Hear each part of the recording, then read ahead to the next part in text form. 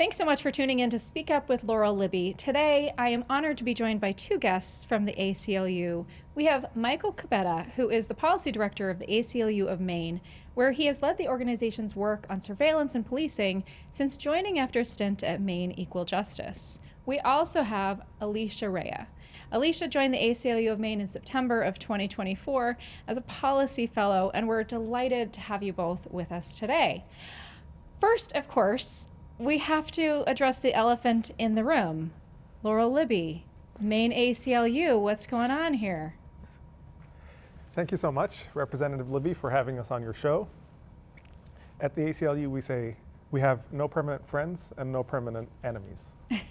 In the legislature, we work on such a broad range of issues that there is no legislator who we won't eventually work with. That's because the issues that we work on are driven by our commitment to core constitutional principles, which protect everyone. We work primarily on the Bill of Rights, which restrain the government from abusing its power.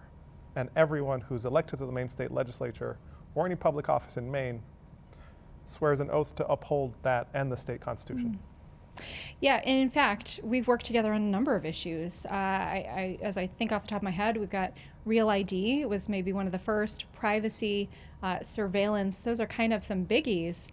Free speech, we align there. So there's a lot of things we've collaborated on before.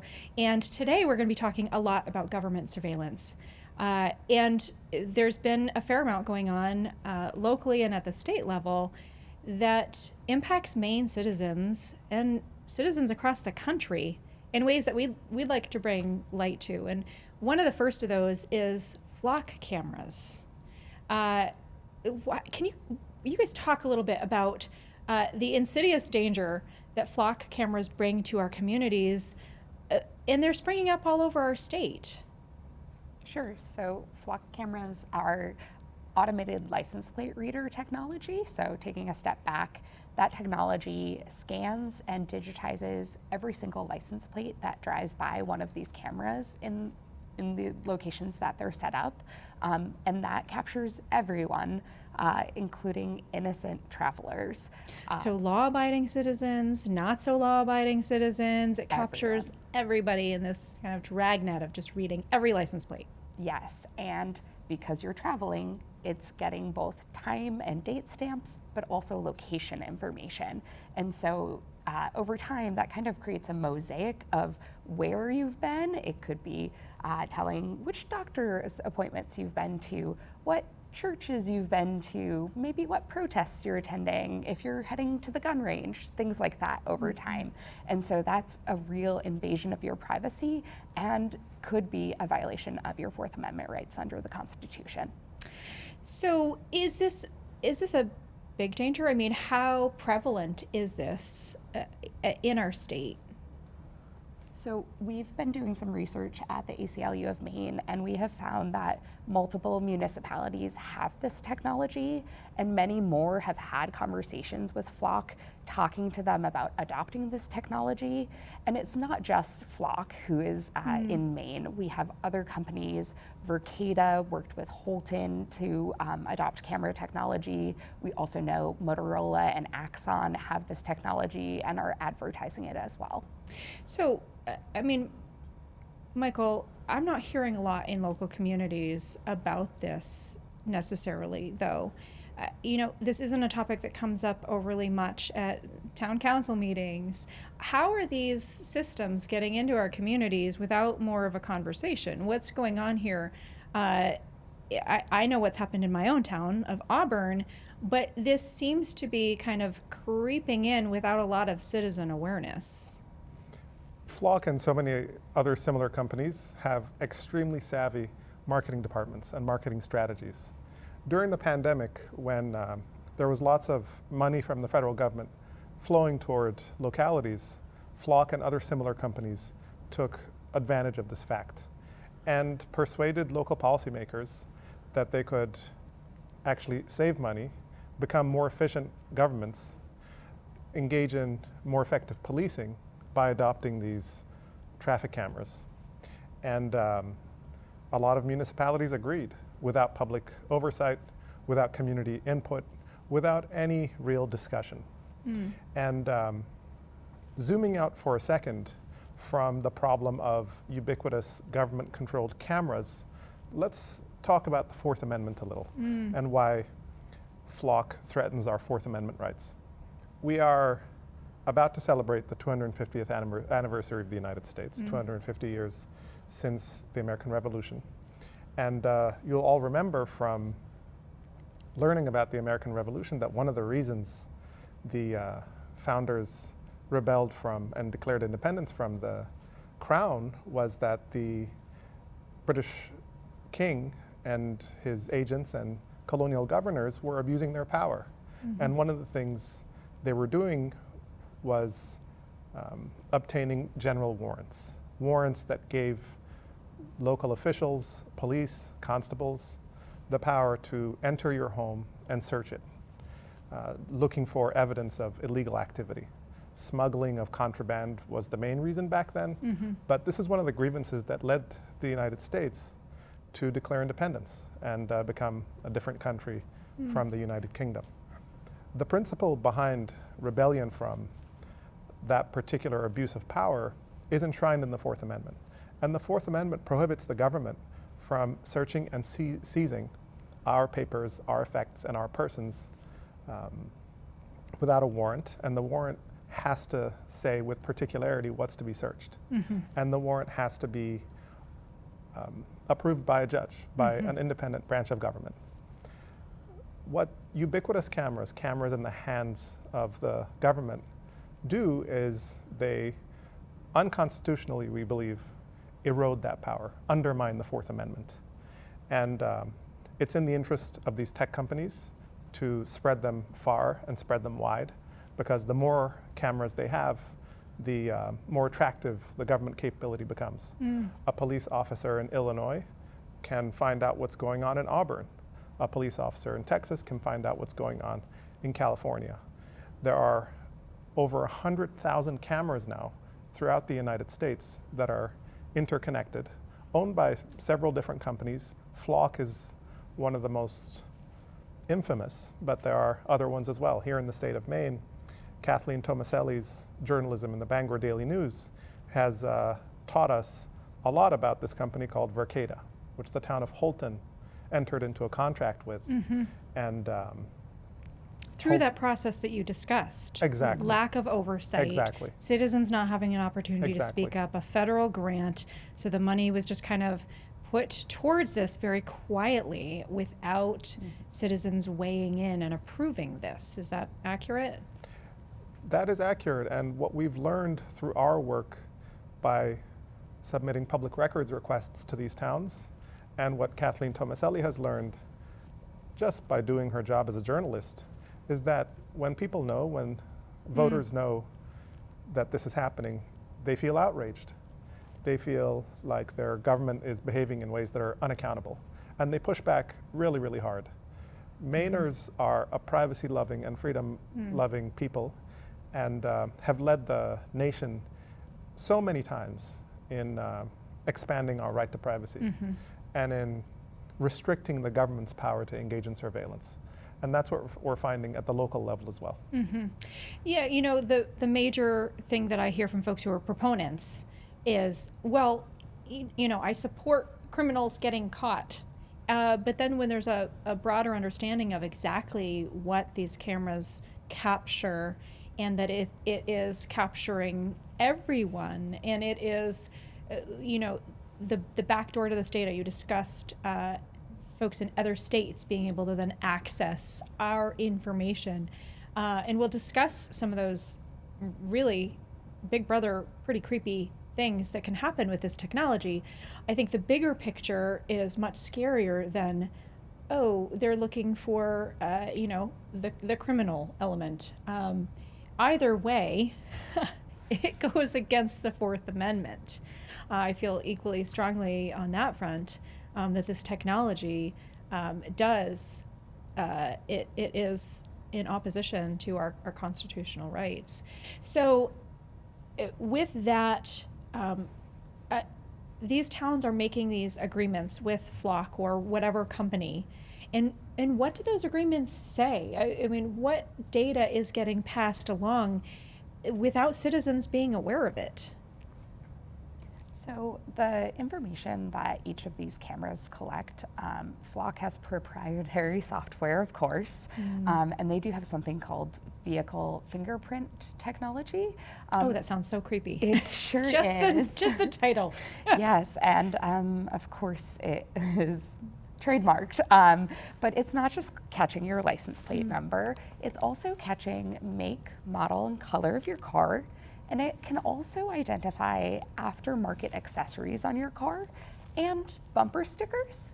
And so, you know, in this politically charged time, you could be tracked based on those characteristics of your vehicle as well, which seems deeply concerning. So all of that information is digitized and associated with your vehicle, and again, the date and time stamp and location of your car as you drive past these cameras. So that data is, again, scanned, digitized, and here in Maine, that data is retained for 21 days.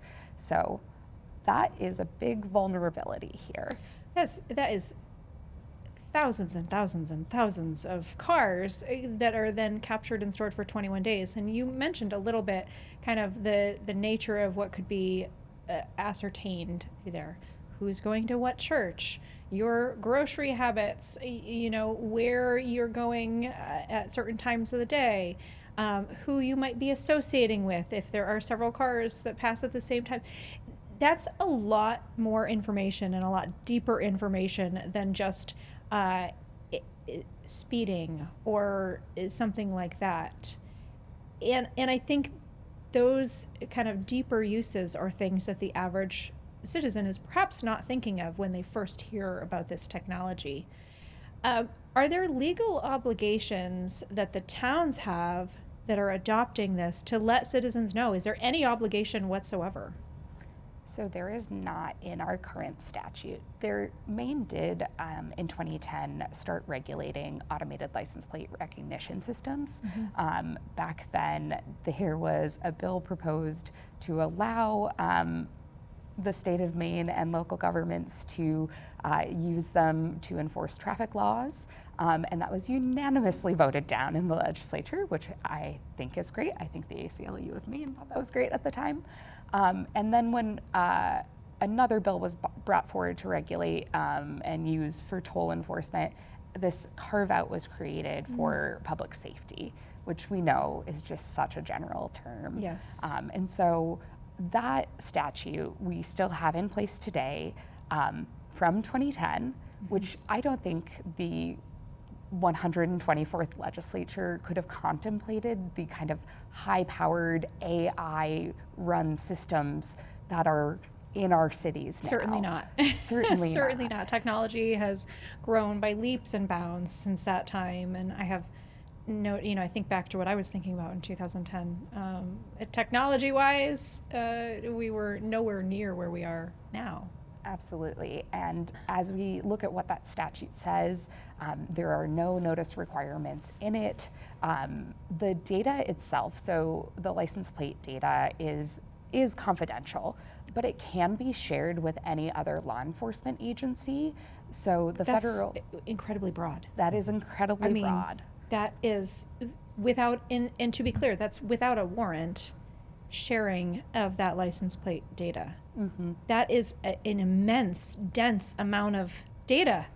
And the ability to track and surveil with that data that potential is immense.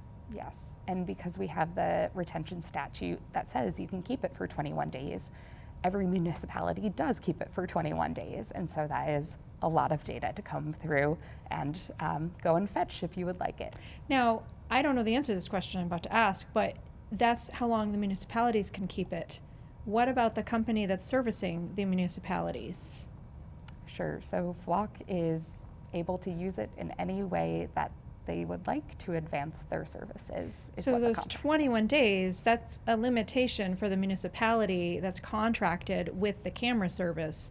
That is not a limitation for the company who now has all of this data, and it is not limited to that 21 days. So Flock or any other company can simply absorb that data and then do what they will with it. That is our understanding. Correct. Yes. And so that's one of the big holes in the law. And in 2010, as Alicia was saying, when the law passed, technology wasn't as far along. Now, Flock, Verkada, any other tech company that has all this data can train their algorithms on this data. And they can develop a very detailed picture of who you are, where you go, what your beliefs are, before deleting that data. 21 days is sufficient to find out what you've been doing in the last couple of weeks. And that picture of who you are, of your movements, should not be in government hands.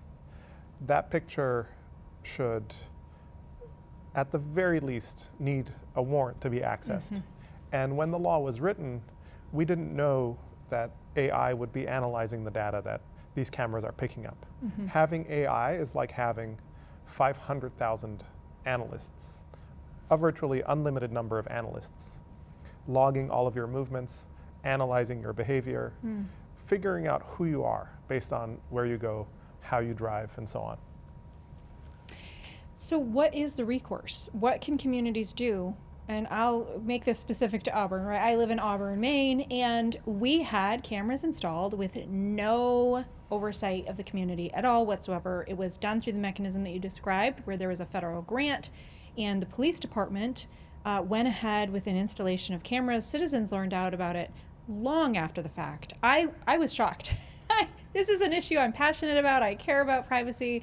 I don't want surveillance. And these cameras were installed in my town for many months before I had any idea. And it was done through that federal grant process where we'd gotten COVID money, and they said, what should we spend it on? Let's spend it on some cameras. And so we have a number of these cameras in our community. And now, I hear that those cameras, now the only reason citizens found out about it was because that cost is now being shifted to the taxpayer. And so right now that hasn't been put in the budget, which simply means it's not in that budget. Alicia, you referenced that that's not a policy decision. That's simply there's no money. And so what can communities do, like Auburn and others, that learn that these cameras have been installed? What recourse do we have? I would recommend that every community in Maine simply ban these cameras. That would be the most effective thing to do. Think of it from the perspective of the tech company. There are at least two ways that these companies make money. One way is that they get paid by municipalities, by governments, for their cameras and for their services. Another is that they monetize the data that they collect. Your movements, your whereabouts, how you drive, where you go, information about you is bought and sold by data brokers every second of every hour of every day. And that is a tremendous and very, very important source of revenue for tech companies. And so these tech companies might actually allow some municipalities to have these cameras for free because these cameras are a source of money. The only way to truly get away from them is by banning them, by passing an ordinance that clearly bans this capability from being used by the local government. That was going to be my next question as you're talking through this scenario, that they make money on the front end by, charging for these cameras to be installed and for their service, and then money on the back end from selling the data. Yeah. Frankly, I think in my mind, it would be just as profitable for the companies to just skip that front end and say, here, have the technology, because they're able to profit so much, I would think, off that back end data. However, if they start giving these cameras away to everybody, then perhaps that would bring up more questions. Perhaps folks would see the obvious, that second area where they're able to make money and go, okay, maybe we should hit pause here a moment. So there are towns that have pushed back on this issue. One of those here in Maine. Can you talk about that a little bit? Sure. Do you want to start? Sure. So the town of Sanford, Maine, back in September of 2025, their town council was brought forward a proposal to contract with Flock, and during a town council meeting, they voted to accept the contract. In the 2 weeks between that council meeting and their next one, they heard such pushback from their residents that they put an emergency agenda item on the next town council meeting to rescind that contract, which was really quite the turnaround. So there was citizen action taken, and those town councilors took it to heart and listened and revoked that contract. Look at what happens when Maine citizens speak up. It's remarkable. So there was another town, I think you mentioned Wells when we were chatting prior. Why don't you tell us a little bit about Wells? Sure. So what happened in Wells over this past summer is a Flock employee gave a presentation to the town council there, and members of the public again showed up and spoke out against it. Really asked the town councilors to think about why they would spend any of their budget on this technology when there are other pressing needs. Maine taxpayers don't want their dollars spent this way, and the Wells town councilors also listened there. Yeah, it is remarkable. You know, in towns across the state, we're seeing budgets increasing, we're seeing property taxes go up, and I can't imagine a scenario where citizens would say, well, yeah, I think it's a great idea for some of my tax dollars to be spent on surveilling me. That's really what's going on here. As towns are installing these, then requiring citizens to pay for them, to pay for surveilling themselves. And I'm glad that Sanford and Wells found that unacceptable and didn't let that move forward at all. Is there any specific legislation that you're working on that would address this at the state level? I appreciate that and agree that towns should put forward ordinances. Is there anything you're working on at the state level as well? Although there's no bill that we've decided this will solve the problem, the existing ban or regulation of automatic license plate recognition technology absolutely has to be strengthened and updated. As we said earlier, the world is very different from when that statute was first adopted in 2010. And the statute hasn't kept up with the times. Yeah. So can we expect to see a bill moving forward in the next legislature, hope to see a bill in the next legislature that would do just that, and strengthen the existing law? The ultimate solution has to be statewide. I don't know if it's in this next legislative session or the one after, but there's a broad coalition of people from every party that hates surveillance, that wants nothing to do with Big Brother, and we hope to work on legislation to strengthen our ALPR ban. Well, certainly Lead Maine would support legislation keeping the nanny state out of Maine and strengthening our laws on these automatic license plate readers and protecting Maine citizens, protecting their constitutional rights. You know, there's one related thing that I'd like to add, which is even if we had a statewide ban on these cameras, the government still has the capability of buying some of this information or getting it from private sources. And there's an unfortunate legal doctrine called the third party doctrine that says that if you give your information over to another company, then the government doesn't need a warrant to obtain that information from that company, even though the government would need a warrant to obtain that information from you. And so we need some state law or court ruling that prevents the government from going around the warrant requirement just because a private company has collected information that the government would need a warrant to collect. It doesn't mean the Fourth Amendment goes up in flames. And unfortunately, that's what has happened since the rise and spread of technology and surveillance, both in private hands and in public hands. So it's important for us to restrain the government from obtaining these technologies and using them, but it's also important that we restrict the government's ability to get data about us from private sources. I agree, and I think this is an issue that we have worked on. There's some nuance there. We have a privacy bill that has struggled in the legislature. It almost passes and then it doesn't pass. And, the Maine legislature, we have not quite gotten it right to get a broad enough consensus to get it across the finish line. But I completely agree. The government being able to skirt around and get this information on private citizens by other means is sneaky and wrong. And I think we do have to stop that. The question is, how do we do that by balancing all of the concerns? So we talked a little bit about this bipartisan coalition. There is, I think, bipartisan opposition to so many of these issues, the surveillance, privacy. There was a bill this session regarding highway surveillance, and talk about a broad coalition. This was actually, I'm embarrassed to say, this was a Republican bill that came forward, and it would have allowed for, why don't you guys tell about this bill and what it would have allowed and how it would have infringed on Maine citizens' rights. We did have quite a broad coalition that ended up against this bill. I mean, Alicia did most of the work on this bill. Broadly speaking, Thank you, Alicia. LD 1457 would have given the Maine Turnpike Authority the power to deploy 3 different speed cameras on the turnpike for 3 years. And the stated goal was to reduce traffic speeds.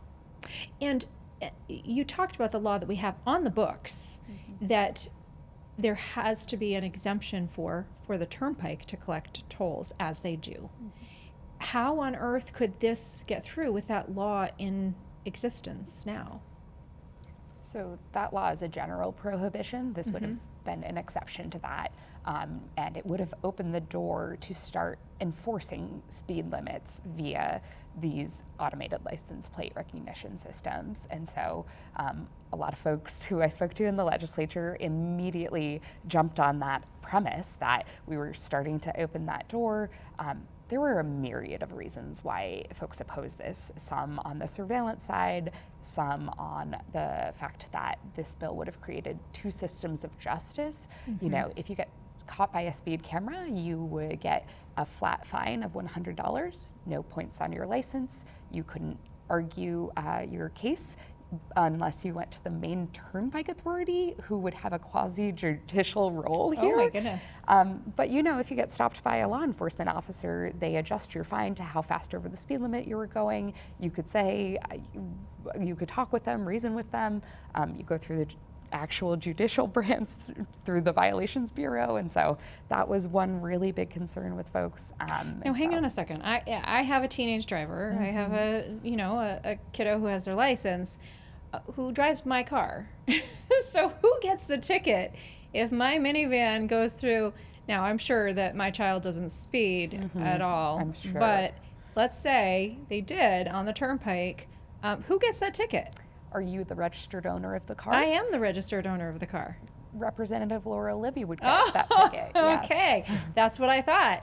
So it doesn't matter who's driving the car, the owner of the car gets this ticket. And how on earth do you ever prove that you weren't the person driving the car at that time on the turnpike? That is not a defense in the bill.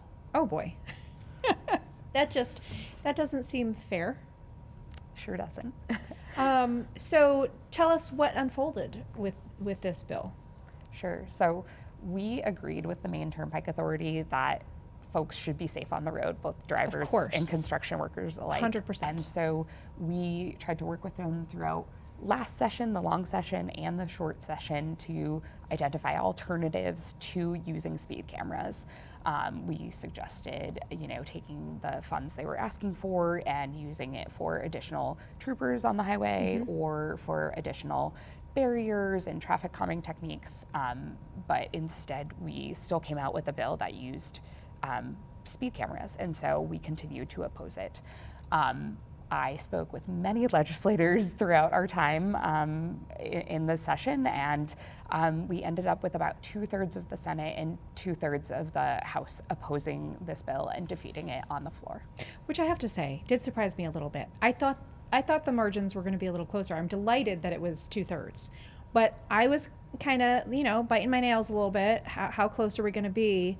And to see it be so overwhelmingly defeated was a relief for multiple reasons. A, that it didn't pass. B, that we still have enough common sense, bipartisan common sense on this surveillance front, automated camera front, that it was so soundly defeated. What does this look like moving forward? Is this going to be a perennial issue that, some entities push to get closer and closer until someday it passes? Where do you see this going from this point? The Maine Turnpike Authority Executive Director has said that they intend to reintroduce the bill, and that this won't be the last time they try to create an exception in the same bill. Essentially the same bill, the same idea. Okay. Use cameras to reduce speeds. Mm-hmm.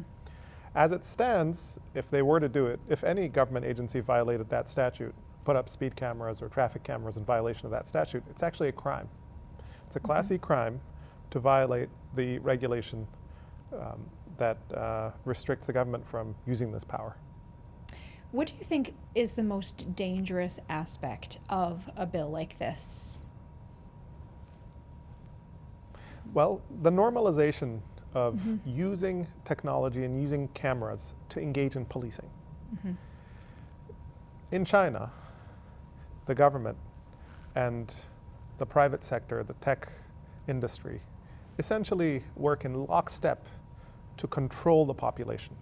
Cameras are ubiquitous, and the government uses them to punish dissent, to track dissidents, to secure compliance from its population.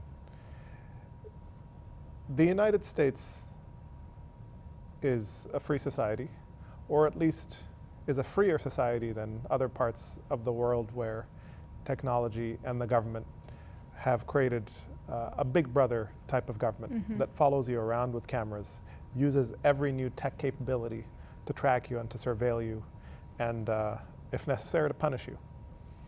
I see one of the biggest dangers of this power expanding as us getting used to Big Brother, us embracing technology and surveillance in government hands. There are more concrete harms that the expansion of automatic license plate reader technology poses. I'll leave those to Alicia to describe.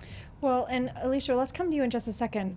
But I couldn't agree with you more, Michael, regarding one of the things that I heard people say regarding this bill was, well, gosh, it's turnpike safety. Don't you want people to be safe? And when you use a justification to excuse a breach of the Constitution, you don't really have if you can use an excuse, then you don't really believe in that right, in my opinion. If you can excuse it away because of safety or something else, certainly when I think about my fight regarding the First Amendment, I feel very strongly that there is no excuse that can waive your constitutional rights. When it comes to the First Amendment, that means whether you agree or disagree with someone's speech, you support their right to free speech. When it comes to the Fourth Amendment, yes, of course we want people to be safe on the turnpike, but that doesn't excuse infringing on folks' constitutional rights. And we can't just scrap the Constitution simply because we want people to be safe on the turnpike. Representative Libby, Ben Franklin said that those willing to sacrifice a little freedom for a little safety deserve neither freedom nor safety. And whenever the government whittles down, erodes, and diminishes our constitutional rights, there's always a justification rooted in safety. Of course. The government says, I will make you safe. Give me your constitutional rights. Give up your constitutional rights. Ronald Reagan is said to have said, the 9 most dangerous words in the English language are, I'm from the government and I'm here to help. I would add that the 9 most dangerous words from the government are, I'm from the government and I'll make you safer. And that's often how our constitutional rights are gambled away. In the aftermath of the tragedy, of the horror of 9/11, the government gave the executive branch tremendous powers, new powers that it didn't have. Powers to surveil people, powers to track people. The ACLU fought against and continues to fight against those new expansions. But a population that's afraid, a population that feels that its safety is threatened, is often a population ready to give up its rights.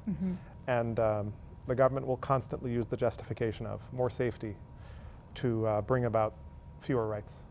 You know, I speaking of my teenage driver, I was in the car with a couple of my kids, and one of them apparently wanted to get their mom's goat because they said, well, one of the roles of government is safety, is to keep us safe.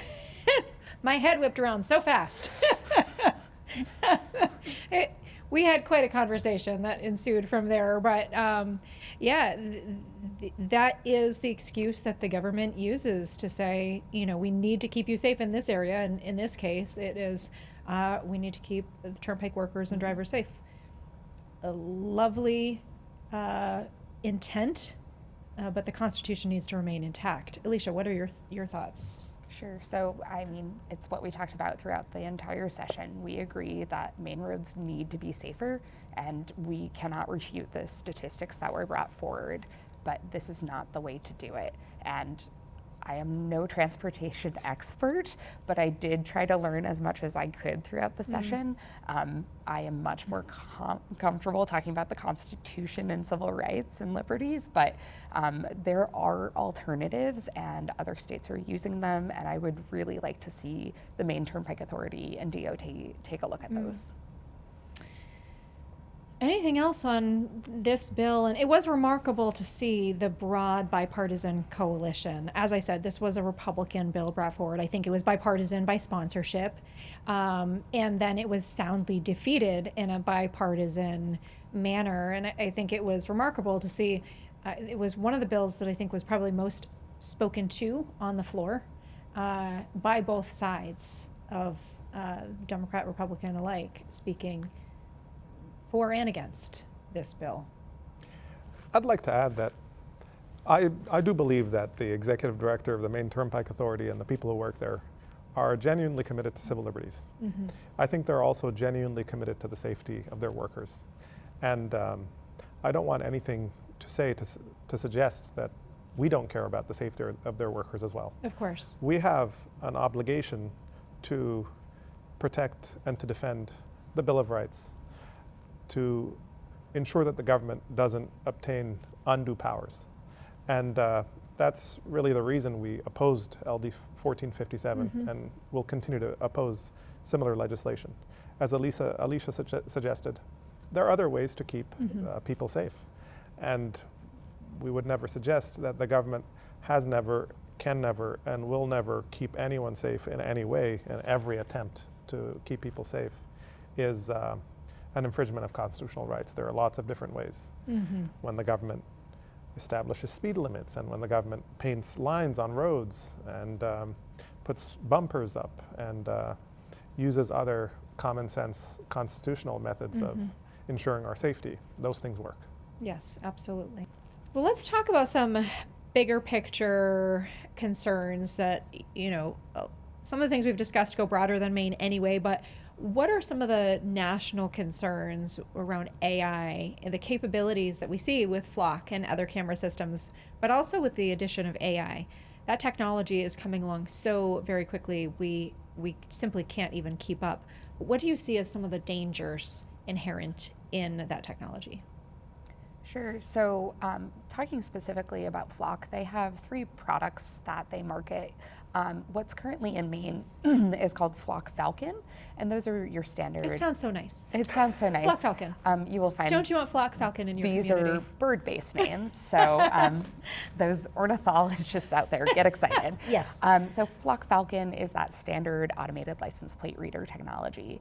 They also have something called Condor, which is going to be outlawed in Maine because we have a facial recognition technology ban here.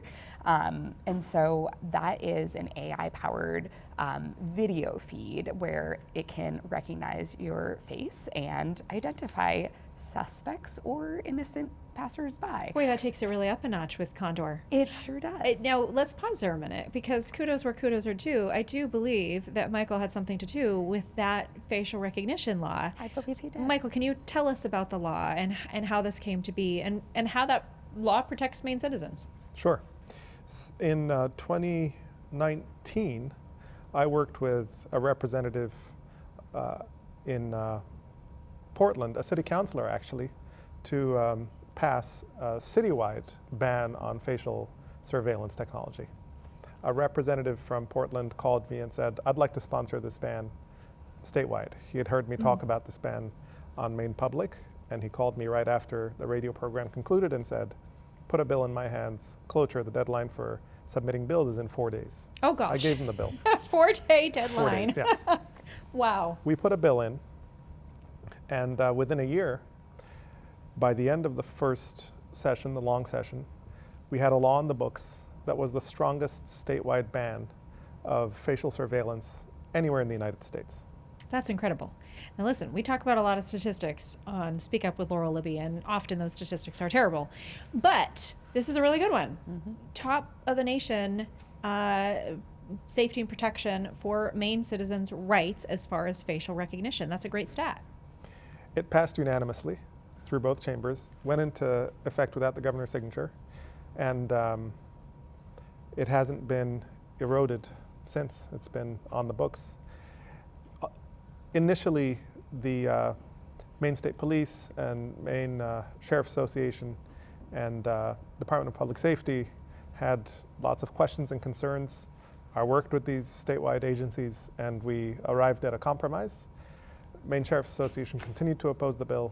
DPS and MSP supported it, and I think that's part of why we got a unanimous vote in the legislature. And so now, flock Condor cannot be implemented in Maine. Those cannot be installed in Maine. Not. That technology should not, because we have a prohibition Yes, on facial absolutely. recognition. Yes, so, but we are seeing that in other states. And there is also Flock Raven, which is an audio recording system. It is similar Flock Raven. to I would have gone with something a lot sexier than Flock Raven. perhaps, but it is supposed to be sort of like Shot Spotter, if you've heard Okay. it, to detect gunshot noises, but it does record conversations as well. So A little bit of everything. a little bit of everything. We can get it all. And so you might imagine the risks that come with all three of those technologies. And currently, Yes, because they could get your movements, your face, and your conversations. absolutely. And currently, Flock Falcon just takes still images, but Flock is talking about an expansion, and they will push a software update at some point where those ALPRs will turn into live video feeds. Wow. Remarkable. I mean, I don't even have words for this. As we sit here discussing this, I'm trying to imagine the individuals who come up with this technology and think that it should be implemented are obviously not liberty-loving folks. Are we seeing these technologies, Condor, Raven, are being installed and utilized in other states? I mean, you go on a road trip and fair game. Absolutely. So Flock itself is based in Georgia, and Atlanta, Georgia is a big surveillance capital, essentially.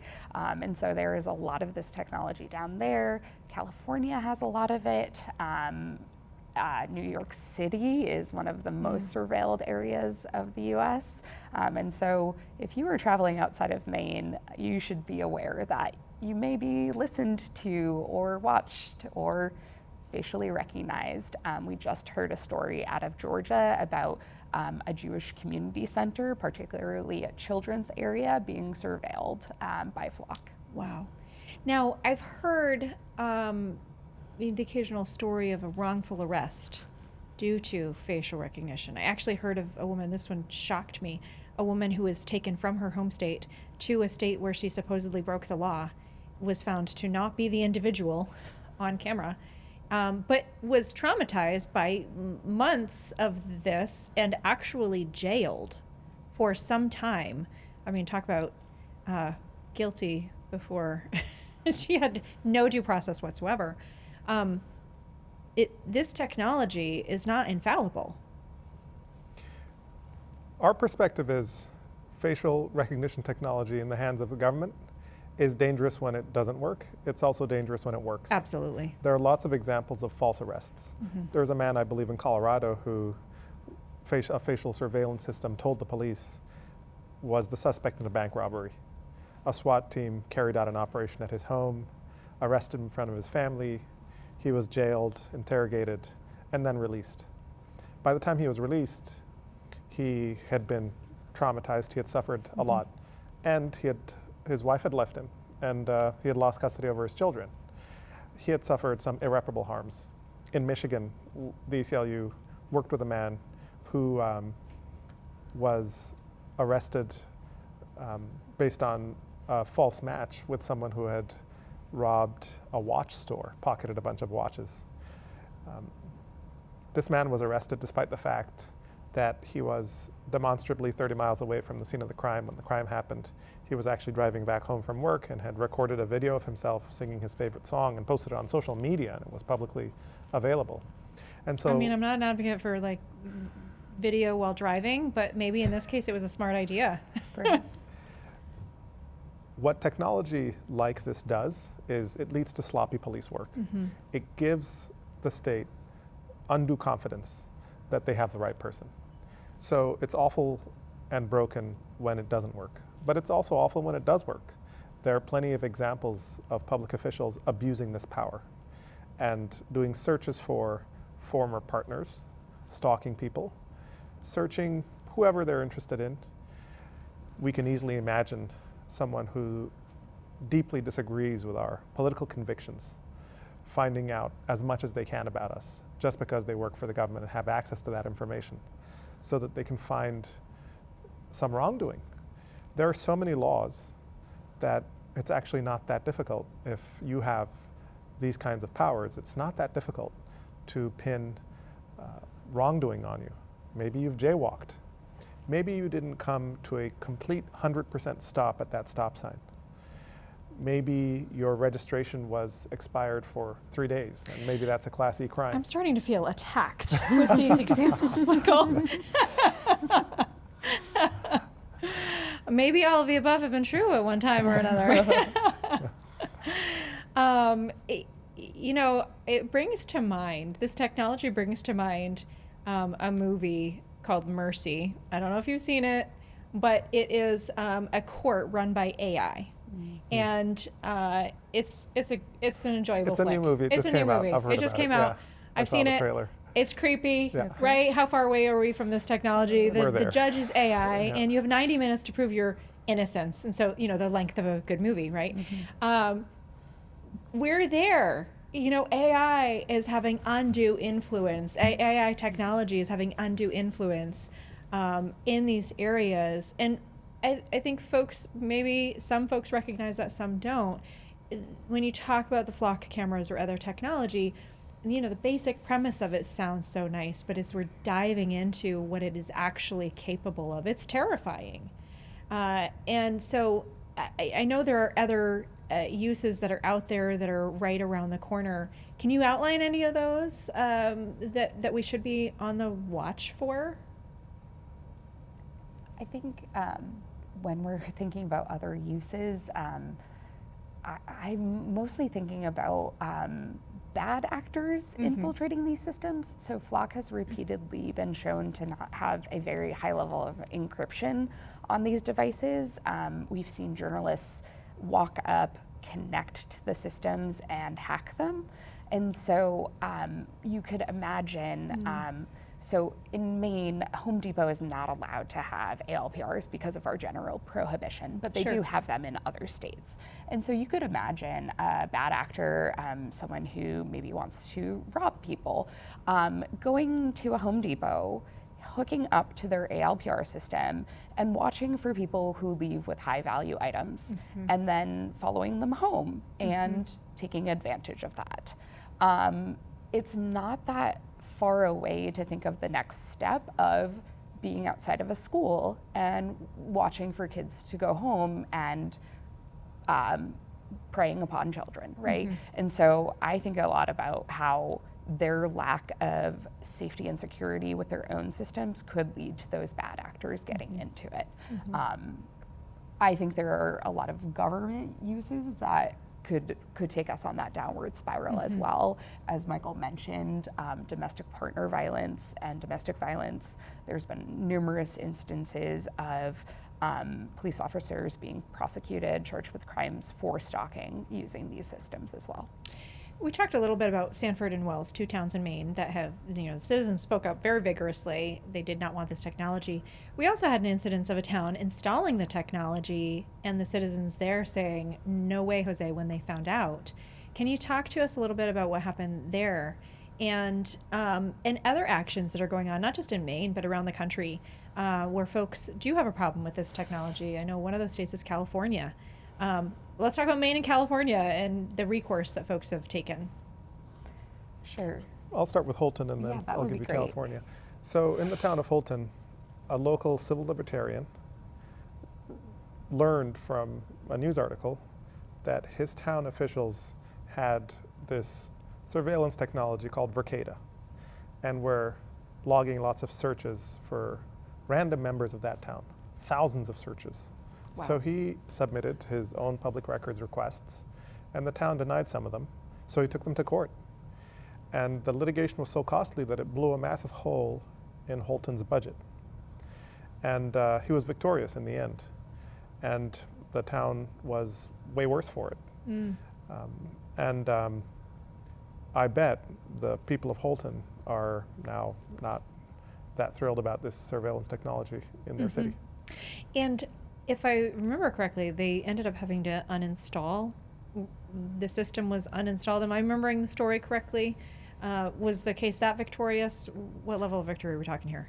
I believe the case was just about his right to the public records. Okay. Oh, interesting. They are supposed to stop that contract, Okay. But they have not. Oh, sneaky. There's some gray areas happening, I think, Okay. is why there's not clarity around that. So let's keep an eye on Holton, I guess. I think that would be wise. I'm sure that civil libertarian is on it as well. And as Michael mentioned, there's a journalist at the Bangor Daily News who is keeping a very close eye. Oh, good, good. Yep, Kathleen Tomaselli. Well, I'm thankful we have her on the case. Talk to us a little bit about California. Sure. So I am going to look at my notes for this one because Sure. there's a lot happening in there. So Mountain View, California has terminated and shut down their contracts as of February of this year. There was unauthorized out-of-state access to their systems. So those bad actors you're talking about. Those bad actors infiltrating despite repeated assurances from Flock that no one can get into your system without you you being the municipality affirmatively allowing that access. Same thing with Santa Cruz, California, South Pasadena, California, Cambridge, Massachusetts, Evanston, Illinois, Flagstaff, Arizona, Olympia, Washington. Wow. I've got a whole list here, and this is all happening in 2025 and 2026. All of this is based in those privacy and surveillance concerns. We do have Flock repeatedly saying that these departments have to affirmatively grant that access. That just seems like such a very silly thing to say, given the number of breaches. I mean, how many notifications per week do you get that your data has been breached? I don't know how Flock or any system could possibly say, don't worry, we are absolutely safe and secure. Your data is not going anywhere. That's very silly in this day and age when every bank, government entities, every business is fighting off folks trying to get into data. No data is safe. And so that's one of so many reasons that these systems shouldn't be in place because our data shouldn't be up for grabs for anyone. And I think that's the PR answer, that we are safe, we are locking it down. However, I just recently found in our Auburn Freedom of Access Act request an email from a Flock employee telling an Auburn sergeant that we need to do audits every few months because sometimes things do slip through the cracks. And so there is some acknowledgement to that, but that is a troubling notion that they're fully recognizing that things do slip through the cracks. Well, thank you both so much for your coming on Speak Up with Laurel Libby. Is there anything else we've missed in this discussion of various civil liberties and citizens' constitutional rights that we should chat about before we hop off today? There is one thing I'd like to mention. Sure. Which is that in the 1960s, during the civil rights movement, the federal government carried out a wiretapping and surveillance operation on Martin Luther King and found some very sensitive and damaging information about his personal life. And the whole goal of following him around and recording his conversations was to undermine his leadership. Mm-hmm. And the government was able to do that using just normal police and old-fashioned police work. Today, a popularly elected representative in Washington, D.C., who might have authoritarian tendencies in one or another direction, and politics that might go really in any direction, can do that to every single protester that they don't like, not just to one prominent leader. They can do that with the help of cameras everywhere and AI technology, so that they have damaging information about tens of thousands and potentially millions of people. And that's what we're looking at. Regardless of whether the person in the White House is your friend or your enemy, you should be afraid of these technologies and you should be resistant to them. Because when someone you don't like is in the White House, controls the federal government, they will have the power to come up with a very, very detailed picture about your life, using which they can undermine you and make your life miserable and prevent you from opposing them. At the ACLU, we are committed to limiting the government's power regardless of who's in office. We are a nonpartisan organization, and we work with really anyone to do that. We work in the courts, we work in legislatures, we work in administrative agencies, and through public education. And if any of your listeners are interested in helping us, I encourage them to consider becoming members of the ACLU. And where can folks find you? We always talk social media and all that. Where can folks find you online? ACLUmaine.org, or just Google ACLU Maine, and I encourage you to become a member. And I will say, you make such an excellent point there, Michael. Over the last year, I've had opportunity to speak to so many groups about the importance of freedom of speech, the First Amendment. And when folks first think about freedom of speech, you go directly to speech, right? But the ability to have your right protected to dissent with your government, to disagree, and to express an opinion that it is not popular is a very important right. And I think that, so many of these rights tie together. I think the First Amendment protects so many of our others, whether we're talking about Second Amendment, Fourth Amendment. They all come together. Our rights are not complete without the others. And so that brings to mind, what you just spoke about, how critical it is that we protect the First Amendment, our First Amendment right to free speech, our First Amendment right, our freedom of religion, freedom of the press, freedom to have the tools we need to disagree with and change our government. So that seems like a great place to end this episode. Thank you both so much for coming on Speak Up with Laurel Libby. Please make sure if you have not subscribed, do so. You can find us on YouTube, Apple Podcasts, or Spotify. And of course, we will see you next time on Speak Up with Laurel Libby.